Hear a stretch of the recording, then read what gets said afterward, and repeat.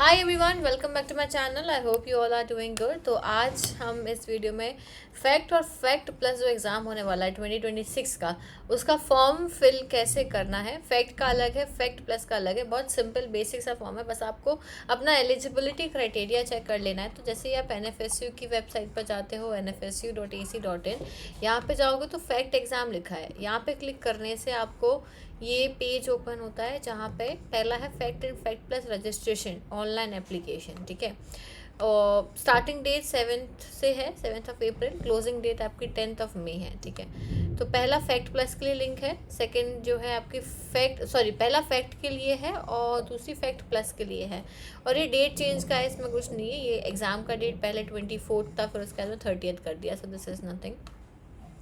नीचे ब्रोशर है, एडवर्टीजमेंट है और सिलेबस अवेलेबल सून लिखा है, अभी अवेलेबल नहीं है। क्लिक करोगे तो कुछ नहीं खुल रहा है। ठीक है, क्लिक करने पे कुछ भी ओपन नहीं हो रहा है। अब आप ब्रोशर पे क्लिक करो तो ब्रोशर आपका ओपन हो जाता है। ये रहा ब्रोशर।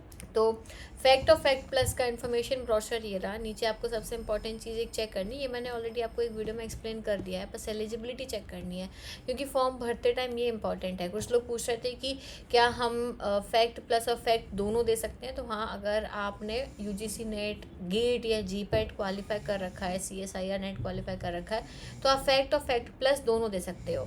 अब एक और क्वेश्चन ये आया था कि क्या हम 2 सब्जेक्ट से दे सकते हैं, तो वो एक्चुअली में नहीं दे पाओगे, क्योंकि आपका टाइम सेम है ना।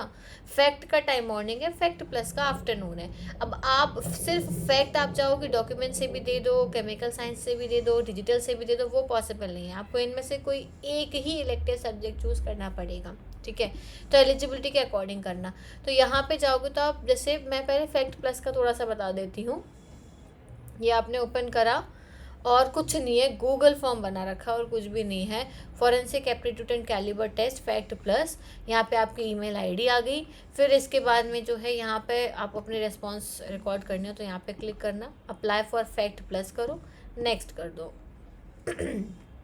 Now what you have to do is, the details below should be entered as per the matricular certificate, यानी क्लास 10th की मार्कशीट में जो भी मेंशन है उसके अकॉर्डिंग ये होना चाहिए। कोई भी spelling mistake, first name sir name में कोई भी चेंजेस नहीं किए जाएंगे, तो वो सब आप ध्यान से भरना। ठीक है, तो your name, gender, date of birth, applicants father name, applicants mother name, marital status आपका, नहीं तो मम्मी पापा का टिक करके आ जाओ, nationality, email ID, mobile number, Aadhaar number, category. ठीक है, कैटेगरी जो भी आपकी यहाँ से चूज़ कर लेना। फिर उसके बाद में आयु, फिजिकली हैंडीकैप्ड, अगर आप जो है कोई आपका कोटा है, इसमें आप अप्लाई करना चाहते हो, आपका है सर्टिफिकेट वगैरह, तो उसमें अप्लाई कर दो। इफ़ यू चूज़ येस, अगर येस चूज़ करोगे तो वेरिफिकेशन के लिए सर्टिफिकेट लगाना पड़ेगा।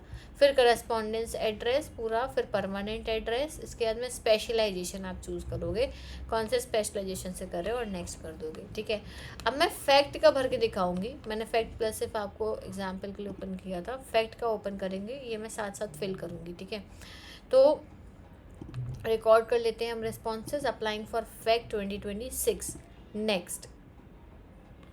अब यहाँ पे भी सेम बात लिखी हुई है, कैंडिडेट्स नेम डालोगे। मैं ऐसे फिल कर लेती हूँ पूरी डिटेल्स जो हैं, name, gender, date of birth, applicants father name, mother name, marital status, nationality, email ID, mobile number, Aadhaar card, ये सब कंपलसरी हैं। ठीक है, फिर are you physically handicapped, yes हो तो यस, नो है तो नो कर देना। फिर एड्रेस भरोगे, करस्पॉन्डेंस और ये दोनों, फिर स्पेशलाइजेशन चूज़ करोगे। मैं ये सारा भर लेती हूँ, उसके बाद में जो है आगे का स्टेप दिखाऊंगी। ओके चलो, स्पेशलाइजेशन अब आपको चूज़ करना है। ये हो गया आपकी सारी पर्सनल डिटेल। फिर स्पेशलाइजेशन, सब्जेक्ट अप्लाइड, यहाँ पे ballistics and physical science, document examination, digital forensics, forensic chemical sciences and psychology. तो जैसे मैंने यहाँ पे डॉक्यूमेंट एग्जामिनेशन से चूज़ करा है, नेक्स्ट करेंगे, डिटेल्स आ गई, नो थैंक्स कर देंगे। अब ये बोल रहे हैं forensic aptitude and calibre test, दूसरा पेज ओपन हो जाता है। सिलेक्ट योर एलिजिबिलिटी क्वालिफिकेशन, तो MSc कर रखी है तो MSc, specialisation and other diploma subjects आपके, specialisation and other diploma subject उन्होंने बोला कि क्या हैं आपके स्पेशलाइजेशन। फॉरेंसिक साइंस, अच्छा ठीक है, आपने किस में कर रखा है ये मेंशन करना है। तो specialisation is in forensic science, name of the university, तो आपने जहाँ से भी करी है वहाँ लिख दो। मैंने डॉक्टर हरी सिंह और GOUR है, GAUR है, GAUR है ना, डॉक्टर हरी सिंह, हरी सिंह गौर यूनिवर्सिटी, ठीक है।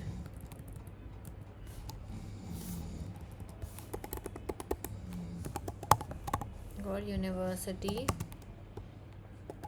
सागर एमपी, ठीक है, यहाँ से करी हुई है। ईयर ऑफ पासिंग, जो भी आपका ईयर ऑफ पासिंग है वो मेंशन करोगे। परसेंटेज ऑफ मार्क्स आपको, अच्छा, अपने परसेंटेज के मार्क्स डालने हैं। फिर ग्रेजुएशन डिटेल्स भी आपको फिल करनी है, पेमेंट करना है। ओके, लंबा प्रोसेस है, ठीक है। देखो यहाँ पे आप अपने ग्रेजुएशन के मार्क्स डालोगे, 8.93 लिख देते हैं।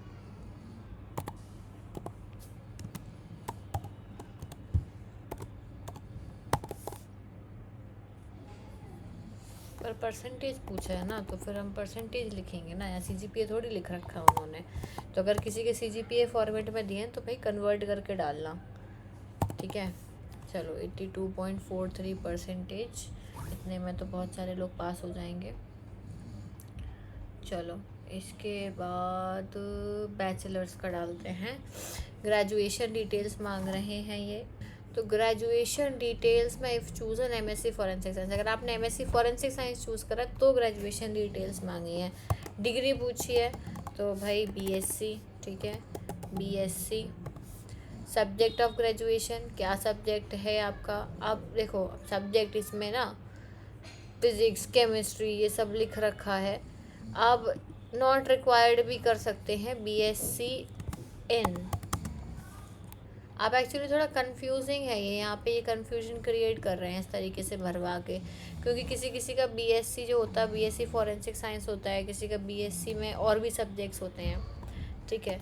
तो अब यहाँ पे चलो फिर भी हम डाल देते हैं, इसमें से कोई भी हम नहीं लेंगे। मैंडेटरी सब्जेक्ट बात अलग होती है, नॉट रिक्वायर्ड कर सकते हैं।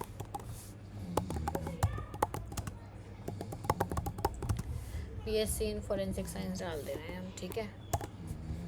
Okay, name of the university वही डॉक्टर, कॉपी कर लेते हैं, यहीं पे हमने ऊपर डाला हुआ है, यहाँ से हम कॉपी कर लेते हैं, कंट्रोल सी, ठीक है। और कंट्रोल कंट्रोल, अरे कॉपी ही नहीं हुआ, फिर से करेंगे, सॉरी, कमांड सी होगा इसमें, command C, command V. Year of passing क्या रहेगा, तो ईयर ऑफ पासिंग इज 2020 में आपने जो है यहाँ पे पास किया था। और ईयर परसेंटेज क्या है ओवरऑल, 76। चलो 76। Centre choice choice choice choice choice, अच्छा दिल्ली डाल देते हैं भाई। बाकी अपने देख लेना, यहाँ पे गांधी, अगरतला, भोपाल, मुंबई, नागपुर, गुवाहाटी, चेन्नई, ये सारी चॉइसेस हैं। मैं दिल्ली चॉइस डाली है, ठीक है। Now upload your recent passport size colour photograph not more than 3 weeks old. अच्छा, not more than 3 weeks old बोली है, तो यहाँ पे आपको वो फ़ोटो डालनी है अपनी। अपलोड योर स्कैंड सिग्नेचर, यहाँ पे आप अपनी सिग्नेचर डालोगे। और पेमेंट का सुन लो, the payment mode is only by given payment gateway. आपको वो इफ़ ₹1500 फॉर, अच्छा, for general male 750 plus taxes for general female, SC ST OBC NCL towards application fee using the link और open the page prefer, अच्छा, copy and paste the link, अच्छा ठीक है। तो आपको क्या करना है, यहाँ पे आपको ये दे रखा QR जिनको पेमेंट करनी है। SC ST OBC को क्या करना है, आपको लिंक को उठाना है, कॉपी करना है वहाँ पे, ठीक है। आप माइक्रोसॉफ्ट एज, गूगल क्रोम या मोजिला फायरफॉक्स पे पेस्ट करोगे, वहाँ से आपको एक ट्रांजैक्शन आईडी मिलेगी, वो आईडी आप यहाँ पे डालोगे।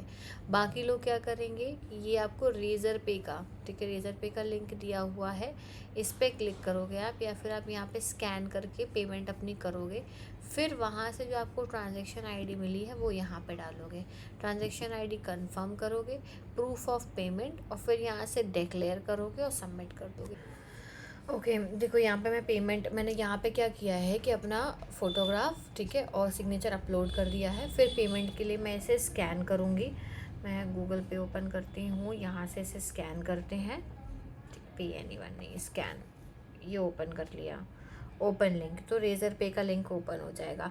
अब यहाँ से चेक करो कि आपको जो है कौन सा, हाँ देखो ये खुल रहा है, ये ऐसा ओपन हो जाएगा आपको, NFSU Delhi campus, NFSU fact, fee breakout लिखा है, किसको कितने पे करने हैं, name of the organiser NFSU Delhi campus, यहाँ पे जो है हेल्प डेस्क का कॉन्टेक्ट नंबर भी दिया है, टर्म्स एंड कंडीशंस दिए हैं, ठीक है। ओके, तो हमें कितना फिल करना है, फीमेल कैटेगरी को 885, नेक्स्ट करेंगे हम फी कैटेगरी 885 वाली कैटेगरी आ गई, अमाउंट डालोगे आप 885, ठीक है। पेयर्स नेम अपना खुद का नाम आएगा, प्रियांशी जैन, ठीक है। कैंडिडेट नेम, अगर आप किसी और के अकाउंट से भर रहे हो अपने पेरेंट्स वगैरह के अकाउंट से तो उनका नाम लिखना, ठीक है। Candidate name Priyanshi Jain, email ID जो आपने एप्लीकेशन में मेंशन करी है वही ईमेल आईडी आप डालोगे, ईमेल आईडी डाल दिया, मोबाइल नंबर भी वही डालोगे जो आपने अपने एप्लीकेशन फॉर्म में डाल रखा है, आधार नंबर भी मांग लिया उन्होंने, फिर से देखना पड़ेगा, मेरे को याद नहीं है, अच्छा यहाँ पे मेंशन करा था, ऊपर दिखेगा क्या, नहीं गया यहाँ से, तो अपना आधार नंबर भी डाल दो। I'll just check it once again. ये रहा,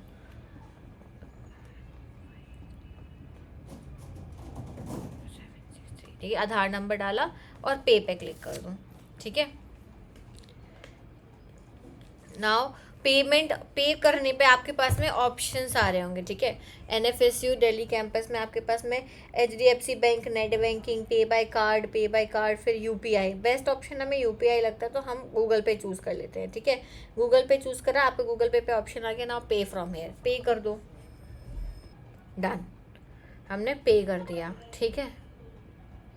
बहुत इंपॉर्टेंट चीज़ अब यहाँ पे आपको ध्यान रखनी है, पे करने के बाद में ऐड प्रूफ ऐड करना है, ठीक है, यहाँ पे कि आपने पे करा है, तो आपको यहाँ पे स्क्रीनशॉट ऐड करना पड़ेगा, तो शेयर स्क्रीनशॉट हम व्हाट्सएप पर शेयर कर लेते हैं, यहाँ पे मैंने स्क्रीनशॉट ले लिया है, इस स्क्रीनशॉट को हम डाउनलोड कर लेंगे, डाउनलोड, सेव टू डाउनलोड्स, ठीक है, हो गया ये सेव। यहाँ पे हम क्या करेंगे, ट्रांजैक्शन आईडी भी चाहिए हमको, ठीक है, तो यहाँ से क्या करते हैं, हम टाइप करनी पड़ेगी ये ट्रांजैक्शन आईडी, कॉपी भी नहीं हो रही है, प्रूफ अपलोड कर देते हैं पहले तो हम, ठीक है, अपलोड, अभी हमने डाउनलोड करा है ना तो हमारे डाउनलोड्स में आ गया होगा, ये रहा, ठीक है। ओपन कितने MB का है, 40 KB का है, ये देखते हैं ये अपलोड हो रहा है या नहीं, हो गया अपलोड, ठीक है, ओके। अब यहाँ पे पेमेंट आईडी और ट्रांजैक्शन आईडी टाइप करनी है, टाइप भी करनी पड़ेगी आपको, कोई ऑप्शन नहीं है आपके पास में, तो आप टाइप कर लो, फिर बताती हूँ मैं, ठीक है। ट्रांजैक्शन आईडी डाल दी हमने, टाइप कर दी, यहाँ पे I hereby declare that the details above are true and ऐसा नॉलेज मिस इंटरप्रेट या मिसलीडिंग, तो ठीक है, नेक्स्ट सबमिट,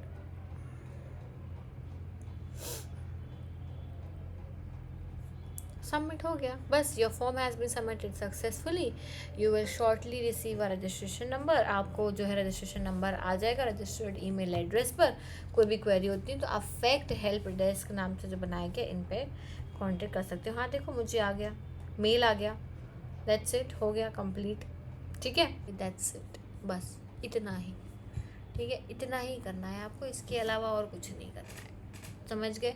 तो ऐसे आपको ये फॉर्म भरना है, इसके बाद आपको डिटेल्स आपको मेल पर आ जाएंगी, जहाँ पे आप चेक कर सकते हो, इसके अलावा कुछ नहीं है, गूगल फॉर्म है बस, that's it, simple Google form है, बस ट्रांजैक्शन आईडी, एलिजिबिलिटी वगैरह ये सब सही भरना है आपको, और कुछ भी इसमें एज सच नहीं है, ठीक है, फैक्ट का ऐसे ही भरा जाता है। और हाँ मुझे याद आया कि मैंने एक बार आपको लास्ट वीडियो में कहा था कि मैं आपको एक बहुत अच्छी बात बताऊंगी, लास्ट ईयर जब ये एग्ज़ाम हुआ था तो वो उस वीडियो में मैंने बताना भूल गई, मैं वीडियो एंड कर दी थी, तो इसमें बता देती हूँ कि लास्ट जब एग्ज़ाम हुआ था 2024 में फैक्ट का, तो उन्होंने क्या किया था, पहले बोला था CBT मोड में होगा एग्ज़ाम, ठीक है, यहाँ कहीं नहीं लिखा कि CBT है, ऑनलाइन है, ऑफलाइन है, कैसा कुछ नहीं लिख रखा है, लास्ट टाइम बोला था CBT होगा, ठीक है। हम सेंटर पर पहुँचते हैं तो वहाँ CBT के नाम पे कुछ नहीं था, हम लोग को बस एक पेपर दे दिया जाता है, हमें लगा चलो अब OMR देंगे, CBT नहीं है तो एटलीस्ट OMR तो मिलेगी, वो भी नहीं मिली, क्या करा, उन्होंने बोला आप क्वेश्चन पेपर पर आंसर टिक लगा दो बस, ठीक है, क्वेश्चन पेपर पर आंसर टिक लगा दो, हो गया एग्ज़ाम। हमने कर दिया, और मतलब टिक लगा दो या सर्कल कर दो आंसर को, कुछ ऐसा उन्होंने बोला, दैट्स इट। तो फैक्ट का एग्ज़ाम जो इतना बड़ा एग्ज़ाम है जिसकी बेसिस पे आपका पूरा फ्यूचर है, वो इस तरीके से लिया जा रहा है, विच इज़ वेरी रॉन्ग। आप एक स्टैंडर्ड प्रोटोकॉल्स रखो, एक स्टैंडर्ड चीज़ें होनी चाहिए कि भाई अगर सीबीटी है तो सीबीटी है, नहीं तो एटलीस्ट OMR शीट तो दो, कुछ तो उसमें जो है क्रेडिबिलिटी रहे। कोई क्रेडिबिलिटी ही नहीं थी। उसके बाद रिज़ल्ट आया जब, तो रिज़ल्ट में सिर्फ सिलेक्टेड स्टूडेंट्स की लिस्ट आ गई कि जिन्होंने क्वालिफाई करा है, मार्क्स भी नहीं बताए। जो नहीं, जिन्होंने क्वालिफाई करा उनकी भाई आप आंसर की रिलीज़ करो, आप उनके मार्क्स बताओ, हमें एटलीस्ट पता तो चले कि हमने क्या करा है पेपर में, चेक हुआ भी है नहीं हुआ है, कितना स्कोर है हमारा। तो ये सब चीज़ें आई होप कि इस बार NFSU वाले रेक्टिफाई कर लें। अगर उनमें से कोई मेरा वीडियो देख रहा है तो रेक्टिफाई कर लेना, थोड़ा सी क्रेडिबिलिटी को बढ़ाओ एग्ज़ाम की, क्योंकि एग्ज़ाम इतना बड़ा है, इसके बेसिस पे इंसान को जॉब मिल रही है, उनका फ्यूचर सिक्योर हो रहा है, तो एटलीस्ट एग्ज़ाम की क्रेडिबिलिटी थोड़ी सी बढ़नी चाहिए। So this was the complete process. और बाकी जो भी अपडेट्स इन्फॉर्मेशन होंगी वो आपको इसी चैनल पर मिल जाएंगी, तो चैनल को सब्सक्राइब ज़रूर कर लेना और नोटिफिकेशन बेल आइकन को प्रेस कर लेना।